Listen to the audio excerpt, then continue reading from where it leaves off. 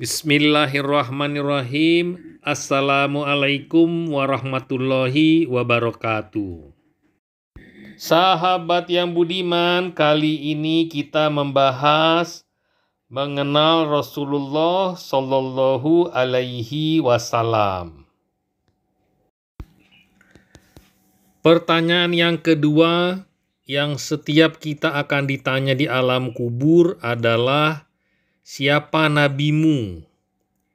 Wajib atas setiap muslim dan muslimah mengenal Nabi Muhammad Sallallahu Alaihi Wasallam.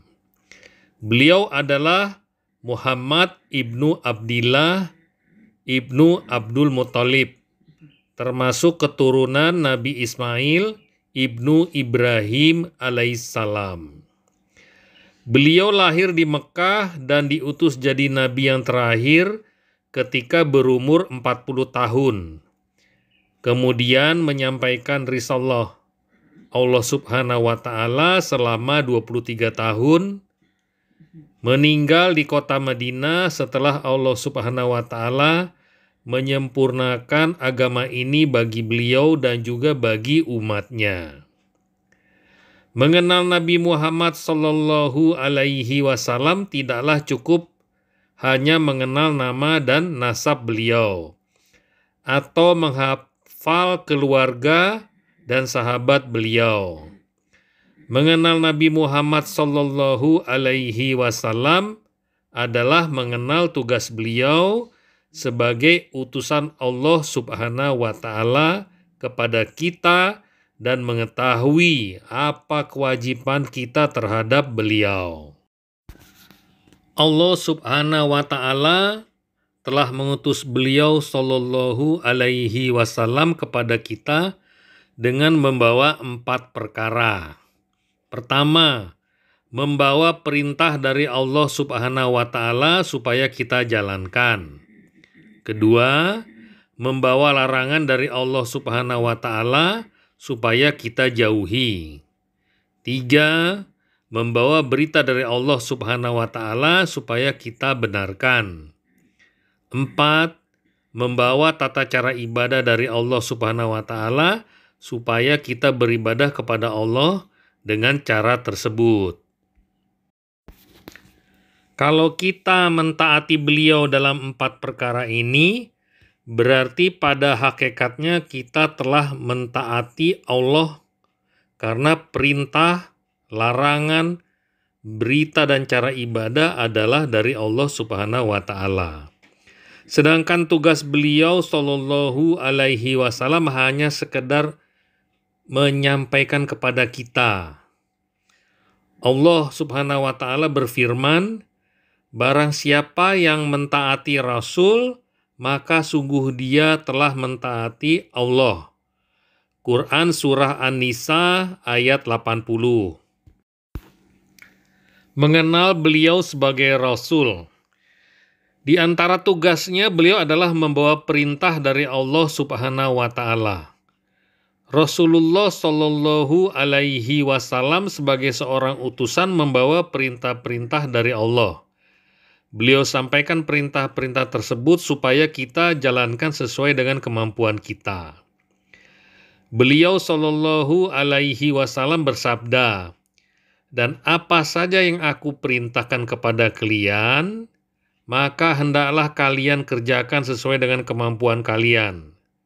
Hadis riwayat Imam Muslim. Dan perintah Allah Subhanahu wa Ta'ala ada 2 macam, wajib dan juga sunnah, yaitu dianjurkan. Amalan yang wajib apabila kita tinggalkan maka berdosa, seperti sholat 5 waktu, puasa pada bulan Ramadan, haji bagi yang wajib, memakai hijab bagi wanita, dan lain-lain. Maka ini adalah amalan-amalan yang wajib. Adapun amalan yang sunnah, maka bila tidak dikerjakan, seseorang tidak berdosa, seperti sholat rawatib, sholat duha, puasa Senin Kamis, puasa Nabi Daud, dan juga amalan-amalan sunnah yang lain. Kita kerjakan perintah-perintah tersebut sesuai dengan kemampuan kita. Bila kita tidak mampu sholat wajib dengan berdiri, maka kita duduk. Apabila seseorang tidak mampu melaksanakan sholat berjamaah di masjid karena sakit, maka silahkan dia melaksanakan sholat tersebut di rumahnya. Apabila seseorang tidak mampu berpuasa pada bulan Ramadan karena sakit atau bepergian, maka bisa dia ganti pada hari-hari yang lain. Orang yang tidak mampu sholat malam 11 rakaat, maka dia bisa sholat malam lebih sedikit dari itu. Demikian pula orang yang tidak mampu berpuasa Nabi Daud alaihissalam, maka bisa berpuasa dengan puasa yang lebih ringan dari itu. Allah Subhanahu wa Ta'ala tidaklah memerintahkan kita sebuah perintah kecuali di dalam perintah tersebut ada hikmah dan juga kebaikan bagi kita semua. Rasulullah Shallallahu Alaihi Wasallam membawa larangan-larangan dari Allah Subhanahu wa Ta'ala. Rasulullah Shallallahu Alaihi Wasallam sebagai seorang utusan membawa larangan-larangan dari Allah Subhanahu wa Ta'ala. Beliau sampaikan larangan-larangan tersebut kepada kita semua supaya kita menjauhi. Beliau Shallallahu Alaihi Wasallam bersabda, "Apa yang aku larang hendaklah kalian jauhi." Hadis riwayat Muslim. Dan larangan-larangan Allah Subhanahu wa Ta'ala ada dua macam, haram dan juga makruh, yaitu dibenci. Larangan yang haram apabila dikerjakan maka berdosa, seperti berzina, membunuh tanpa hak, riba, berdusta, gibah membicarakan orang lain, sihir, dan juga perdukunan. Termasuk juga minum minuman keras dan lain-lain. Adapun larangan yang makruh, maka apabila dikerjakan perbuatan tersebut dibenci, akan tetapi tidak sampai kepada dosa. Seperti misalnya memakan bawang merah dan bawang putih dalam keadaan masih mentah. Makan minum dengan bersandar, tidur sebelum sholat isya, dan lain-lain. Kita sebagai seorang muslimah, hendaklah meninggalkan larangan-larangan tersebut dan yakin bahwasanya Allah Subhanahu wa Ta'ala tidaklah melarang sesuatu kecuali di sana ada hikmahnya dan ada kebaikannya bagi diri kita. Terkadang kita mengetahui hikmah tersebut, terkadang kita tidak mengetahuinya. Rasulullah juga membawa berita-berita dari Allah Subhanahu wa Ta'ala. Rasulullah Shallallahu Alaihi Wasallam sebagai utusan di antara tugasnya adalah membawa berita-berita dari Allah Subhanahu wa Ta'ala. Baik berita-berita di masa lalu seperti kisah-kisah para nabi dan umat-umat terdahulu, maupun berita di masa yang akan datang, seperti kejadian setelah mati dan kejadian-kejadian di hari akhir. Kewajiban kita sebagai orang-orang beriman adalah membenarkan berita-berita tersebut bila memang dalilnya syahih. Allah Subhanahu wa Ta'ala berfirman, dan tidaklah beliau berbicara dari hawa nafsunya. Tidaklah ucapan beliau kecuali wahyu yang diwahyukan kepada beliau. Quran Surah An-Najm ayat 3 sampai dengan 4.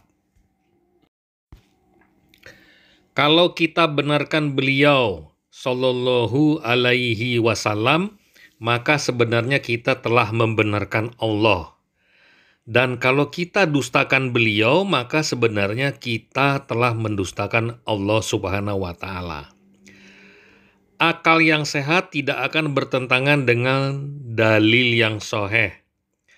Apabila dalil yang sahih sepertinya tidak masuk akal, maka ketahuilah bahwasanya kekurangan ada di dalam akal kita yang memang sangat terbatas, bukan pada dalil.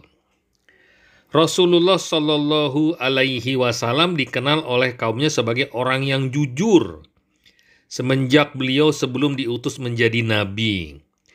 Tidak pernah beliau sekalipun berdusta baik kepada anak kecil, sebaya maupun kepada orang tua, baik ketika bercanda maupun dalam keadaan sungguh-sungguh. Apabila beliau Shallallahu Alaihi Wasallam tidak berani untuk berdusta atas nama beliau dan juga atas nama manusia, maka bagaimana beliau Shallallahu Alaihi Wasallam berani berdosa atas nama Allah Subhanahu wa Ta'ala Rabbul Alamin. Allah Subhanahu wa Ta'ala ketika mengutus seorang rasul untuk menyampaikan perintah beribadah, juga mengutus rasul tersebut untuk menyampaikan tata cara beribadah tersebut. Rasulullah Shallallahu Alaihi Wasallam membawa perintah sholat dari Allah Subhanahu wa Ta'ala dan juga membawa tata caranya, membawa perintah puasa dari Allah Subhanahu wa Ta'ala dan juga membawa tata caranya. Cara ibadah tidak diserahkan kepada akal kita masing-masing atau kepada budaya atau kepada guru kita. Akan tetapi tata cara ibadah adalah dari Allah Subhanahu wa Ta'ala melalui lisan Rasulnya Shallallahu Alaihi Wasallam. Dan Allah tidak menerima amal ibadah kecuali yang dilakukan sesuai dengan cara yang telah diajarkan oleh Rasulullah Shallallahu Alaihi Wasallam. Beliau Shallallahu Alaihi Wasallam bersabda, "Barang siapa yang mengamalkan sebuah amalan yang tidak ada dalilnya dari kami, maka amalan tersebut tertolak."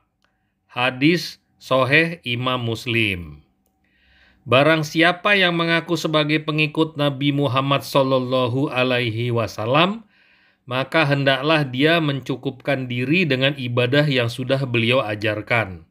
Tidak boleh dia membuat ibadah yang baru yang tidak diajarkan oleh Rasulullah Shallallahu Alaihi Wasallam, dan tidak boleh dia beribadah kecuali setelah yakin bahwa dalilnya sahih.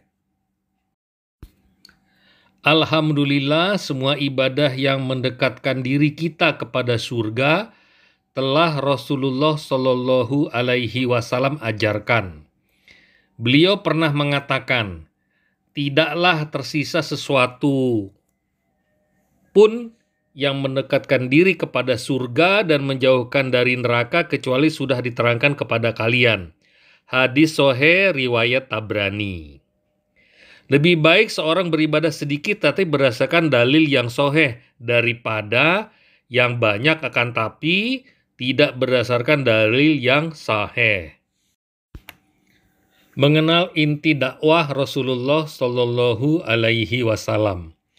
Inti dakwah beliau Shallallahu Alaihi Wasallam adalah sama dengan inti dakwah nabi-nabi sebelum beliau Shallallahu Alaihi Wasallam, yaitu mengajak manusia untuk mengesahkan Allah di dalam ibadah dan meninggalkan kesyirikan.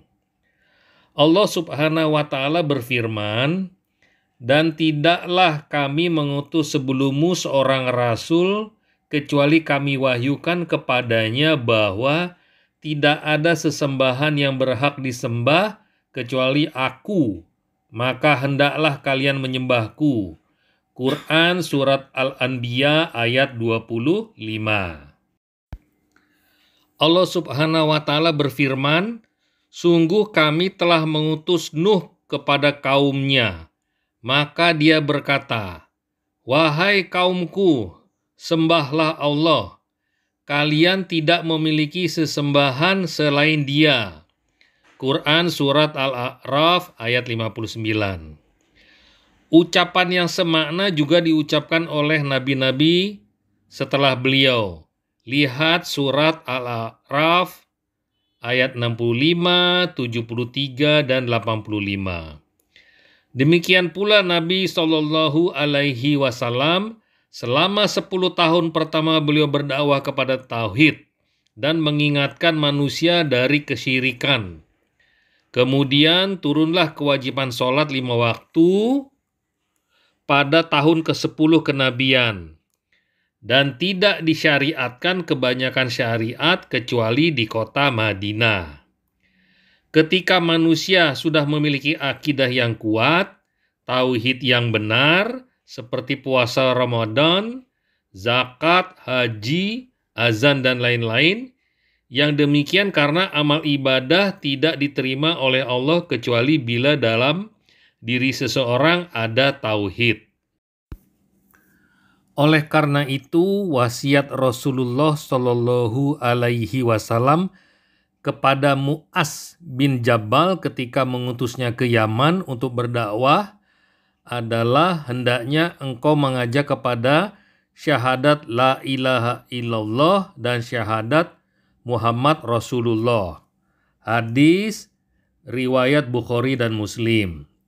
Dan sampai akhir hayat beliau Shallallahu Alaihi Wasallam, beliau berusaha menjaga tauhid dan membentengi umat dari kesyirikan. 5 hari sebelum beliau Shallallahu Alaihi Wasallam meninggal dunia, beliau mengingatkan umat Islam bahwa orang-orang sebelum mereka dahulu menjadi kuburan nabi-nabi mereka sebagai tempat ibadah atau masjid. Maka beliau Shallallahu Alaihi Wasallam melarang kuburan sebagai masjid. Hadis riwayat Muslim. Yang demikian karena membangun masjid di atas kuburan adalah pintu menuju kesyirikan.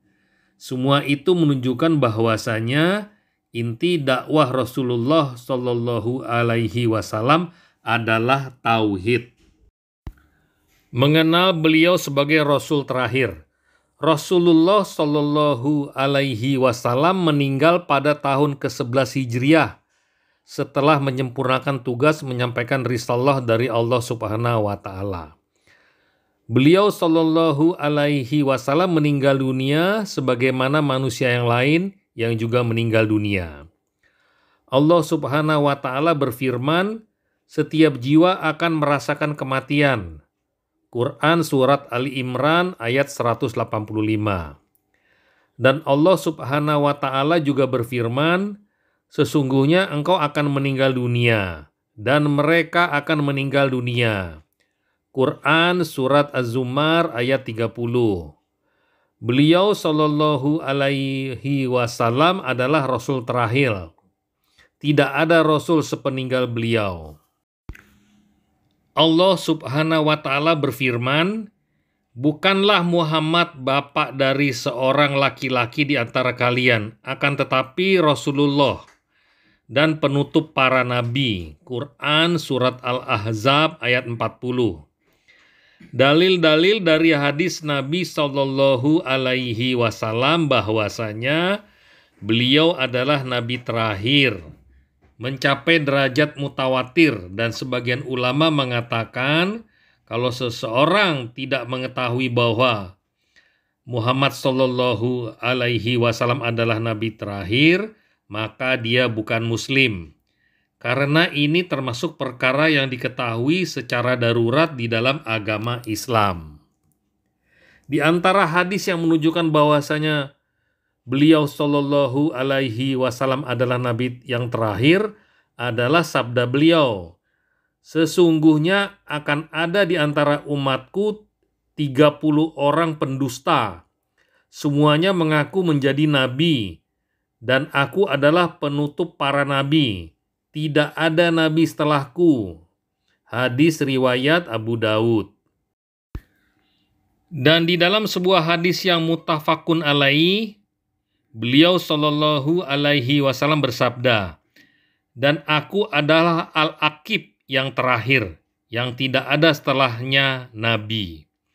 Meskipun Rasulullah Shallallahu Alaihi Wasallam meninggal dunia, Allah Subhanahu wa Ta'ala akan menjaga agama ini dengan menjaga sumbernya, yaitu Al-Quran dan juga Al-Hadis, dan menyiapkan para ulama yang amanah untuk menyampaikan keduanya kepada umat.